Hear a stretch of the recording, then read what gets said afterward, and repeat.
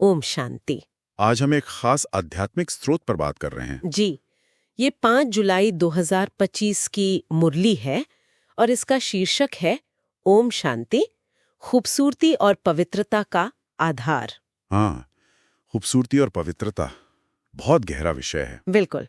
तो आज हम इसी में गहरे उतरेंगे, समझेंगे कि आत्मा की असली सुंदरता क्या है, पवित्रता क्या है, उसकी यात्रा कैसी है।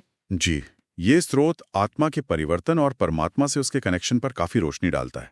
मतलब सच्ची ब्यूटी आखिर है क्या, ये समझने में मदद करता है। हाँ, और इसकी शुरुआत ही देखिए कितनी जबरदस्त है। लिखा है, मीठे बच्चे, बाप तुम्हें पढ़ा रहे हैं खूबसूरत देवी देवता बनाने, खूबसूरती का आधार है पवित्रता। यही यही मूल बात है। हाँ, यही आज की हमारी चर्चा का फोकस रहेगा। और इसमें एक बड़ा इंटरेस्टिंग सवाल जवाब भी है। वो पूछते हैं कि रूहानी क्षमा पर परवाने का फिदा होना, इसका असल मतलब क्या है? अच्छा, हाँ, ये क्षमा और परवाने का जो रूपक है ना, ये बहुत अर्थपूर्ण है। क्षमा यानी परमात्मा, वो ज्ञान और पवित्रता की ज्योति हैं, अविनाशी ज्योति। और परवाने यानी हम आत्माएं, जो उस रोशनी की तरफ खिंचती हैं। तो ये फिदा होना, ये सिर्फ एक अट्रैक्शन है या स्रोत के हिसाब से इसका कोई और गहरा मतलब है? नहीं नहीं, सिर्फ अट्रैक्शन नहीं। फिदा होने का मतलब बहुत गहरा है। इसका मतलब है परमात्मा को यथार्थ रूप से जानना। अच्छा। हाँ, और जानना ही नहीं, बल्कि उनको लगातार याद करना। और सबसे जरूरी, उनके जैसा पवित्र बनना। पवित्र बनना। जी, और सिर्फ पवित्र बनना नहीं, बल्कि उनसे भी ऊंचा पद पाना, भविष्य विश्व का मालिक बनने का लक्ष्य रखना। तो ये पूरी आत्मा की ट्रांसफॉर्मेशन की बात है, सिर्फ एक फीलिंग की नहीं। ये समझना तो बहुत जरूरी है। अच्छा, स्रोत आगे बढ़ता है तो वो अंदर की सुंदरता जो पवित्रता से आती है और जो सिर्फ बाहर की फिजिकल ब्यूटी है, उसमें एक साफ लाइन खींचता है। बिल्कुल। ये सतयुग मतलब स्वर्ग की सुंदरता और आज के कलयुग मतलब नर्क की सुंदरता, उसे कंपेयर भी करता है। कहता है कि आजकल कोई तन से कितना भी खूबसूरत दिखे, हाँ, पर हो सकता है आत्मा पतित हो, अशुद्ध हो। बिल्कुल सही कहा। ये असल में आत्मा की पूरी जर्नी का मैप है। सतयुग में, जिसे गोल्डन एज कहते हैं, आत्मा एकदम प्योर सुंदर होती है, गोल्डन एज्ड। हाँ। फिर धीरे धीरे गिरावट आती है। कलयुग आयरन एज तक आते आते आत्मा वो पवित्रता खो देती है, अशुद्ध बन जाती है, शाम या काली कह देते हैं। अच्छा। स्रोत में जो 84 जन्मों का चक्र की बात है ना, हाँ, 84 जन्म। वो इसी उतार चढ़ाव को दिखाता है।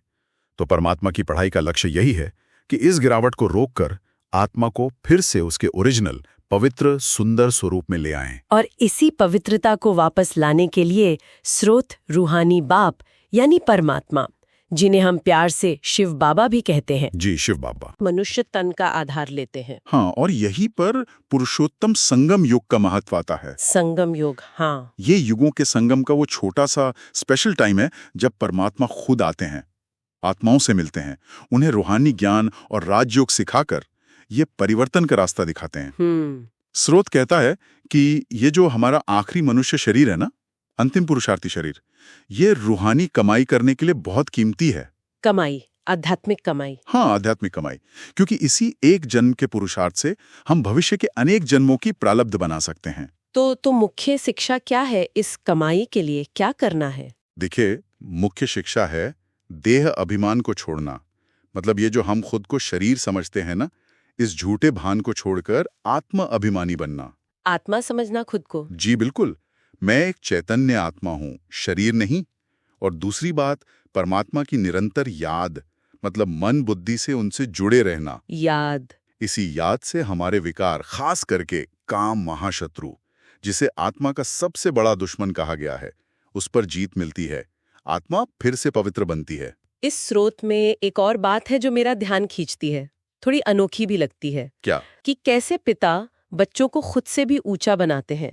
डबल ताजधारी विश्व का मालिक, वो कहते हैं मैं राजा नहीं बनता, तुम बनते हो। हाँ, ये बात है। और इतना ही नहीं, वो बच्चों की सेवा करते हैं, इसलिए स्रोत उन्हें आज्ञाकारी पिता भी कहता है। ये सोचना भी कितना अद्भुत है। ये परमात्मा के निस्वार्थ प्यार को दिखाता है। उनकी महिमा है ये। वो सर्वशक्तिमान है, लेकिन बच्चों को ऊंचा उठाने के लिए सेवाधारी बन जाते हैं।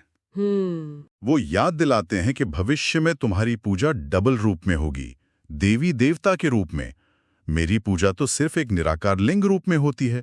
ये उनकी निरहंकारिता है, बच्चों के लिए उनका प्यार है।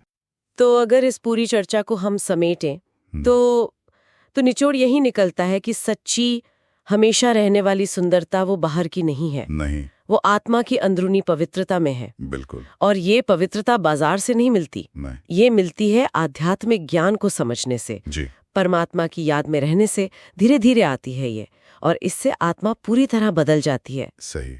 स्रोत में धारणा के लिए जो मुख्य सार है वो भी यही है शायद, कि ये जो अंतिम पुरुषार्थी जीवन मिला है, इसके हर पल को सफल करना है, इसे बहुत कीमती समझना है और पवित्रता का पक्का इरादा रखना है। बिल्कुल सही कहा। और अंत में एक विचार छोड़ जाते हैं सभी के लिए, जो स्रोत के स्लोगन में है। हाँ, क्या है वो? दूसरों को बदलने के पहले स्वयं को बदल लो, यही समझदारी है। वाह! ये पूरी बात को जैसे हमारी अपनी जिम्मेदारी पर ले आता है, आत्म परिवर्तन पर। बाहर की दुनिया को बदलने से पहले खुद को अंदर से बदलना वो कहीं ज्यादा जरूरी है और असरदार भी। बहुत गहरी बात। ओम शांति। ओम शांति।